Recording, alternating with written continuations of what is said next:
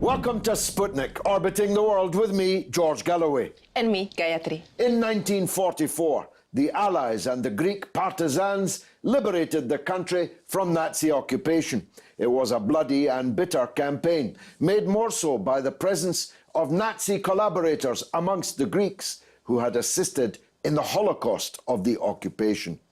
The Allies, Britain and the US, and the then Soviet Union, had worked closely with the Greek partisans, who were indispensable allies. So it ought to have been a joyous occasion when on December 3rd, 1944, crowds of anti-fascists gathered in Athens' Syntagma Square, waving the flags of the Allied nations and chanting, "Viva Churchill, Viva Roosevelt, Viva Stalin." But not so. Fearing that the anti-fascist resistance in Greece was becoming too strong, too left-wing, and too likely to take power after the war, confounding Churchill's plan to reinstate the king and the old order. So the British brought the former Nazi collaborators onto the rooftops around the square, gave them back their automatic weapons, and ordered them to open fire on their erstwhile allies, murdering 28, mostly young boys and girls, in cold blood, and injuring hundreds of dancing, singing demonstrators. A civil war ensued, with Britain and the US backing the obvious side, the side who'd been killing British soldiers just a few months before. Joining us now to discuss what happened next is a brave British woman who worked in the Greek anti-fascist underground during the dark days of the Greek military junta, the colonels who seized power in the aftermath. Her name is Judy Cotter. Judy, welcome to the Sputnik. You were the first ever woman Vice President of the National Union of Students, and they sent you in underground in Greece. We'll come to that in just a minute, but first your reaction to the Guardian's revelations this week about the British culpability, absolute culpability, in the massacre in Syntagma Square. Well, it doesn't surprise me, because I think a lot of people don't understand the dirty tricks that the British government got under. During that period, after 45, before the end of the Second World War, the British government even brought British troops out of Italy, where a critical point in defeating the Nazis. They actually brought British troops out just in order to suppress the left partisan and popular movements. It's a shameful period in our history. Basically, Churchill was refocusing. He had used and been happy to work alongside the Soviet Union and these left-leaning partisan movements in Yugoslavia and Greece and Italy, and indeed in France. But as soon as it looked like the Nazis were on their way out, he refocused on what was going to happen after the war, turned British guns on their own allies. Yeah, absolutely. I mean, you have to remember at this period, and following it in the 70s when I was involved, you had fascist governments in Portugal, in Spain, but you also had popular movements in France and in Italy. And as you say, Churchill was worried that there'd be most of Western Europe would be led by left-leaning progressive governments, and part of the whole Cold War ethos, his Cold War ethos, he felt it was in British interest to suppress these popular movements. Including murdering them. Including murdering them. And in fact, this is unbelievable in some ways, he the SOE, the Special Operations Executive, the sort of secret service that had worked with the partisans during the war to defeat the Nazis, they came to respect the partisans for what they were doing. So Churchill had the MI6 brought in, and we believe that, in fact, MI6 even murdered some of the SOE executives. Well, it's not called Perfidious Albion for nothing. Let's fast forward just a little bit to 1973. You're the first woman vice president of the National Union of Students, then a left-leaning organisation, and you're sent in underground under the colonels, the fascist junta in Greece. Tell us about that. Well, I was given what was called anti-fascist responsibility, because as I've drawn a picture of, that was the state of Europe, Western Europe at that time. You also had the end of the Vietnam War and shenanigans in Latin America and in Africa.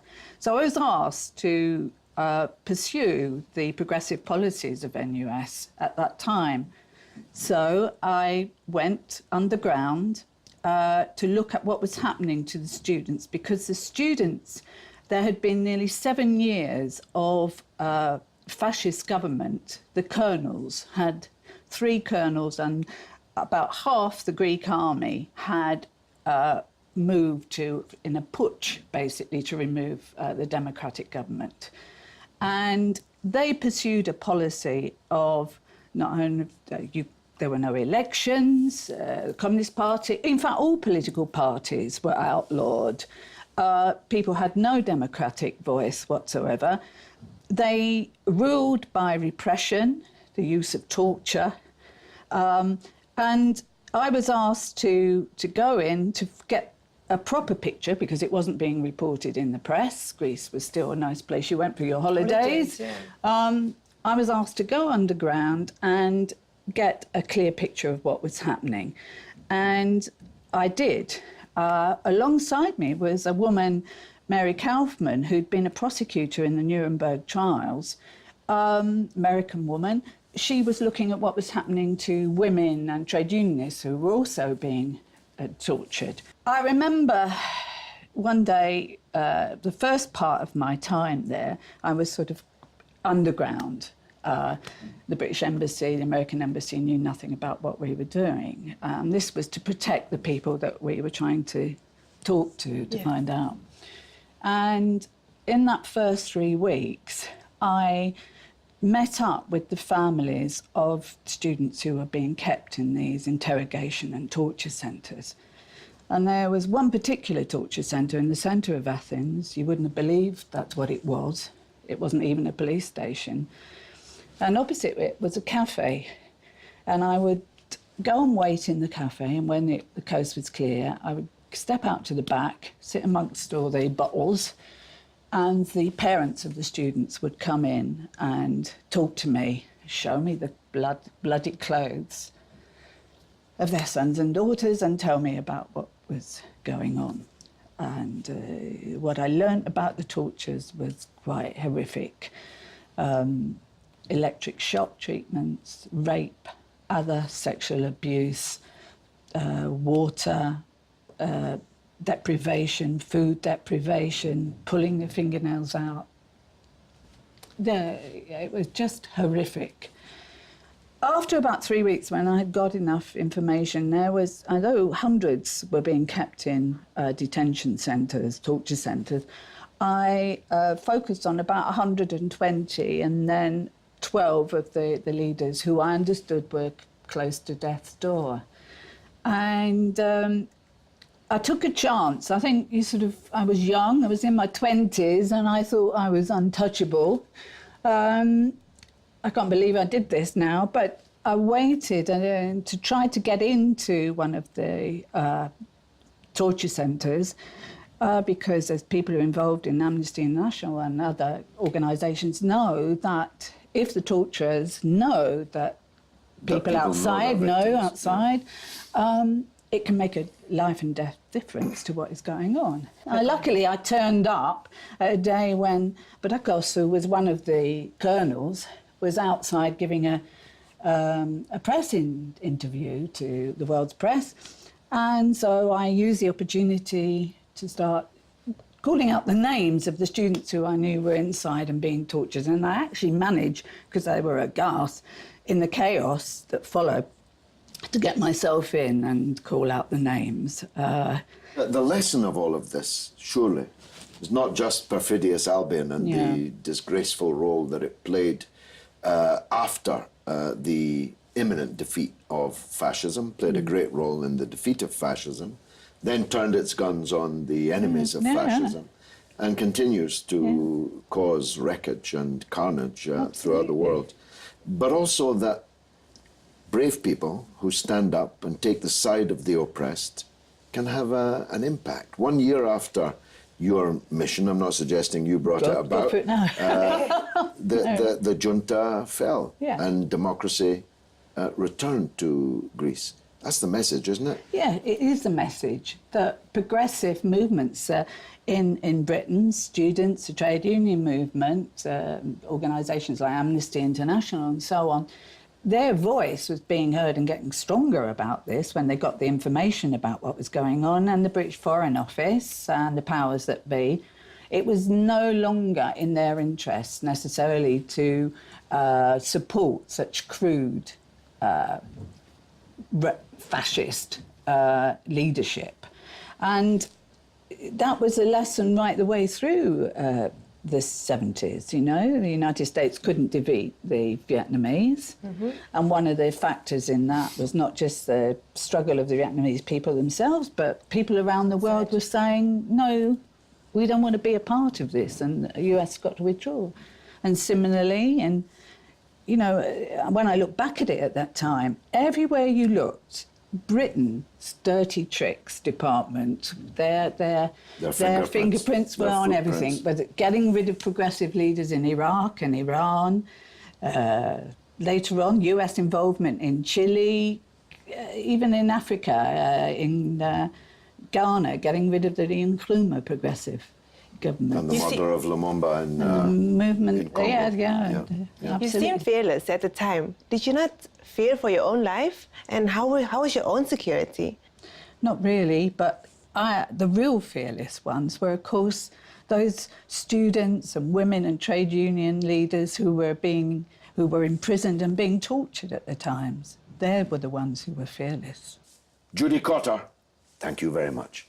Coming up after the break, if you're black, you better not show up on the street in Ferguson, Missouri, or anywhere else in America, it's beginning to seem. The killing fields of Barack Obama's urban America, with black civil rights leader Lee Jasper, right after this.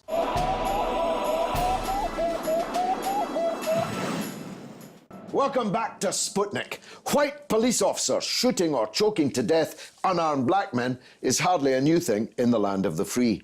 Grand juries garlanding the perpetrators, who then become the darlings of the talk shows and the tea parties, is rather more disturbing, seeming to indicate that justice is breaking down for black America and under the country's first black president. On board the Sputnik today is the undisputed champion of the fight for justice, not just for people of colour, but for the poor and downtrodden everywhere. My old friend Lee Jasper. Lee, welcome to the show. Choking to death a black man, unarmed, for selling cigarettes on the street in New York City, not in the deep south. The grand jury says the officer who choked him to death is not to be prosecuted, but the man who filmed it all is being prosecuted. Am I right? Is this actually beginning now to break down visibly in front of our eyes? Well, it makes the assumption that justice was built up for African Americans. The reality is there's 2 million African Americans in lockdown as we speak in American jails, and they're there for all sorts of spurious charges, fake accusations, and really victims of systemic and cultural institutionalized racism in the American justice system. And of course, George, you've got to remember, Tamir Rice was shot. He was 12 years old. 12 years old, and he was on the playground, I understand. He was on a playing ground. He's dead. He now lies on a mortuary slab. We have the case of the young man who was running with his daughter to get an asthma pump because she was having an asthma attack. Shot dead. We have the case of Mike Brown, who we all know in Ferguson, shot dead. There is a killing spree going on in America, and black men's lives do matter, but they're currently endangered by the criminal justice system. And this is happening under Barack Obama. Has he got anything to say about it? And Eric Holder, by the way, who's also a black Attorney General. Well, I think that, you know, if you think that replacing blackface in a high place solves your problems of tackling racism, then you're guilty of the worst type of naivety and tokenism. What you need is a systemic change in order to tackle institutionalised racism. It's not capable of being changed by force of personality, such as endemic strength. And Barack Obama has already showed his true neoliberal colours on international affairs. Poverty has increased for African Americans. Unemployment has increased. And all over the world, where the austerity agenda is writ large, we see it acting as a magnifying glass on racism and institutionalised racism, both in America, here in UK, and in wider Europe. Well, the American case is not that surprising, and you've just corrected me. As my question assumed a level of justice for African Americans that didn't actually exist. I just had the feeling in Ferguson and so on, when the kind of militarized police response just seemed to me a qualitative step change. But I may be wrong about that. But in Britain, and indeed in Europe, the same thing is happening.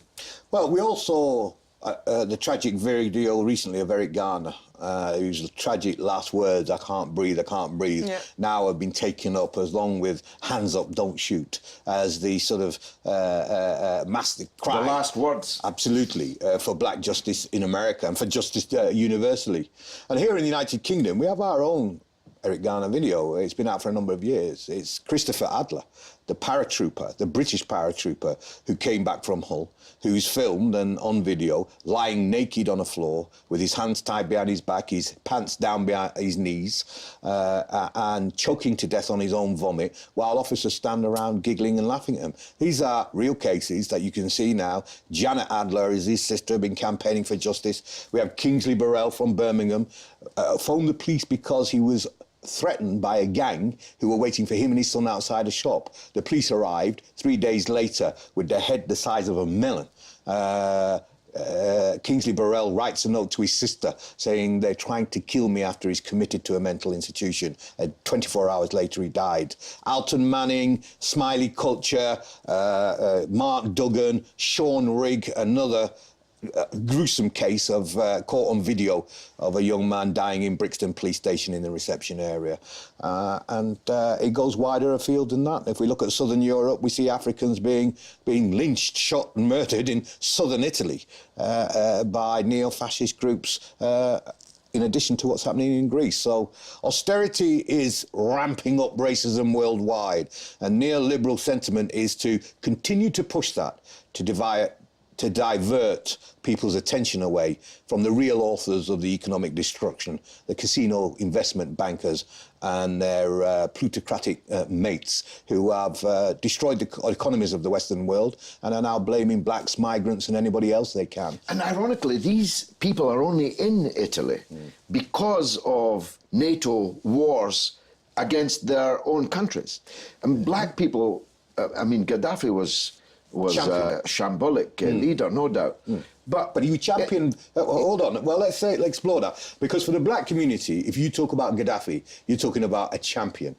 Putting aside his idiosyncratic ways, and he had many, in relation to his commitment to Africa and Southern Africa, he was the one who ensured there was no, or very little discrimination against Africans from Southern Africa in North Africa. He was the champion against that sort of discrimination, and he supported the African Union with millions of petrodollar. And the African National Congress. And the African National Congress, and Thomas Sankara, and the struggle against Portuguese colonialism. Yeah. There's no doubt about that. Yeah. And that's why, after the overthrow of Gaddafi, the people who overthrew him began to lynch black people. Yes, right. Exactly. In Libya. That's right. Black people then flee on boats. They arrive in Italy, and they're gunned down by the people in Italy who sunk in their own economic problems. With Suddenly Barcelona, see all these black people arriving from Africa and murder them. If you go to southern Italy, and I've been, it reminds me of the. I think I'm in a 1950s, Mockingbird movie. It's reminiscent of that. The racism is naked. It's in front of your face. There's no shame about it. There's no restraint about it. In Greece, the Golden Dawn and the police have been proven to be one and the same. Off-duty officers acting as the Golden Dawn's the fascist outfit working with Greece. Greek police to round up African migrants into concentration camps on the outskirts of Athens. Wherever the economic crisis is acutest, racism is inversely rising in proportion to that crisis. With fascism on its heels, not far behind. Gantry. I wonder whether this doesn't build up to some sort of intifada amongst black people in the US and here in Britain and Europe. Well, of course, here in United Kingdom, we saw in the aftermath of Mark Duggan's a tragic death where the police accused him of shooting them, and in fact, he had no weapon at all, an uprising. I think that due to austerity, economic crisis, the country at the moment, particularly in the inner city areas where poor whites, black, Irish, others live, is like a tinderbox, and the least catalytic flame will set it roaring. It's not generally known by the mainstream media or the liberal establishment. No, not but at I all. predicted the riot of 2011 in January 2011, after the death of Smiley Culture. I said the black community was at boiling point. We're still at boiling point because no justice has been served for any. There's not a single officer been charged with the death, the murder, or even any associated crime, neglect of duty or anything, with the death of a black man in British custody, ever. And so we like the Americans. Say that again. There's never ever been piece a of charge against murder. any prison officer, police officer, on the death of any black prisoner, anytime, anywhere. Anyway, not in the United Kingdom, no. And I'll be correct if I'm saying I don't think that's even happened in the United States. And there are 13 cases in the United Kingdom history that have been put before a jury. And even with compelling evidence, the jury always sides with the police. That's exactly what happened in the grand jury.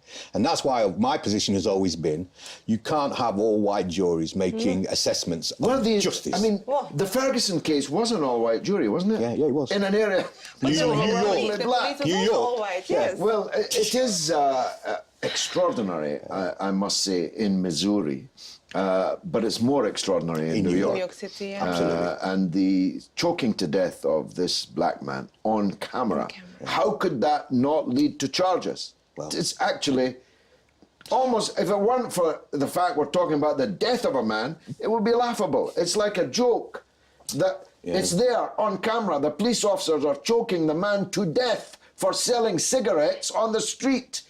But nobody gets charged. Except the one who's filming it. Except the guy who films it. Well, I mean, he's under arrest. You try and make sense of racism, and it'll leave you as confused, angry, and incensed as it does the black community. Because it makes no sense. Because racism, as a thought process, is a mental illness that makes no sense. And so there's no understanding the injustice that happened to Eric Gardner. And that's why you've seen the roads in New York blocked, people on the street. Next Wednesday, we're trying to organise a public meeting here, an international solidarity meeting for the victims of police brutality worldwide, in solidarity here and abroad. Racism makes no sense. It never has done. And that's why you need systemic legislation. If you have a case that involves race, you must have a multiracial jury. You must, because racism by its very nature is difficult to see for those who enjoy white privilege. And when they enjoy it, they don't see black injustice. People should follow you on Twitter because you're involved in all these campaigns, and that's the best way to get involved. Lee Jasper, as always, fantastic interview. Thanks very much. And now it's your turn to tell us what you think through the portals of social media. What's rattling, Gayatri? Well, many people, including myself, didn't know about the history of Athens in 1944. So I asked, what is Britain's responsibility in the massacre of these Greek anti-fascists? And Brian Murray answered that 20 years ago, such a statement would have caused outrage, but the world is waking up to their atrocities. And then I asked the people what their verdict is on American police brutality. And Martin Ralph answers, I would say that neoliberals ignore structural racism and try to individualize it. Rachel Devoy adds that actually racism hasn't re-emerged. It more likely has never left. True, but as Lee pointed out, when the economy collapses, when there's economic depression, the indigenous or white population turns its guns on the other rather than the people who've caused the collapse of the economy. It's clear statistics, actually, yeah? You just have You can directly correlate them on a graph. Well, that's all for this week. Which, alas, means that's the end of the show. You can keep in touch with us on Twitter at @RT_Sputnik, and on Facebook you can like us on Sputnik on Russia Today. It's goodbye from me, Gayatri. And from me, George Galloway. It's been marvellous.